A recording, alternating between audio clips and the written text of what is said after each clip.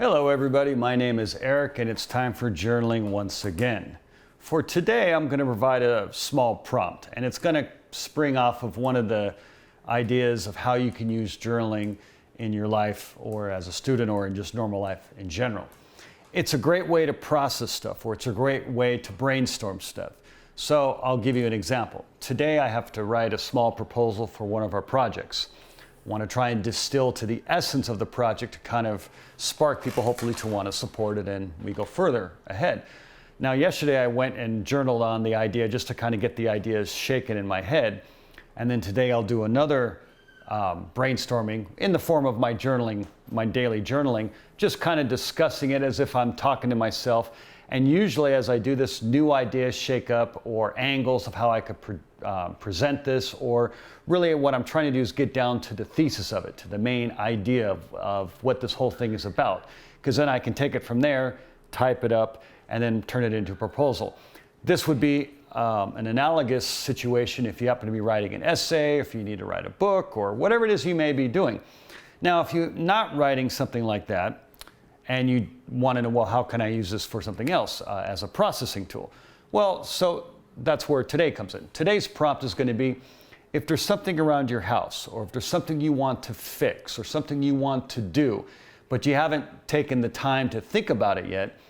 A lot of times what I've noticed in students, as well as myself, that whenever there's a task we have to do, if we haven't taken the time to kind of brainstorm it about how to go about getting it done, it can seem a lot harder than it truly is. The mountain seems a lot steeper. And when you start writing about it and processing it, the things you may need to do, things you may need to get, money you need to get, or whatever that may be, it tends to whittle it down to a much more manageable size. I do this all the time with students. We will take a journaling session just to process a prompt, maybe their professor or their teacher gave them, and from there they start shaking the ideas out, and from there they can kind of figure out where their perspective is coming from, and then we usually can grab the tidbits of that and then build a whole essay out of that.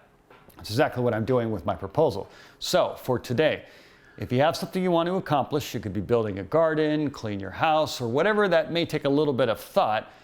In your journaling session, I want you to discuss that with yourself. Just talk about, if you're not sure how to approach that, just start talking about the things, at least on the surface, that you're aware of that you need to start getting done.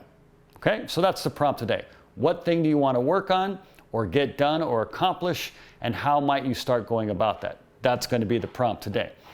And before we get going here, make sure you have your beverage of choice. I have my water today. And for anybody that happens to be new to journaling, or maybe just saw this video, and you're not sure about the prompt, I would recommend this. Don't worry about the prompt. Just follow these simple guidelines about journaling. Don't worry about spelling. Don't worry about format. And don't worry about what to write. Just keep the pen moving. Get a fast pen, a pen that can write fast. I like gel pens, about a 1 millimeter diameter, because it moves quick. The quicker it moves, the easier you connect with your subconscious. You're not thinking and then having to have your hand catch up to your thoughts.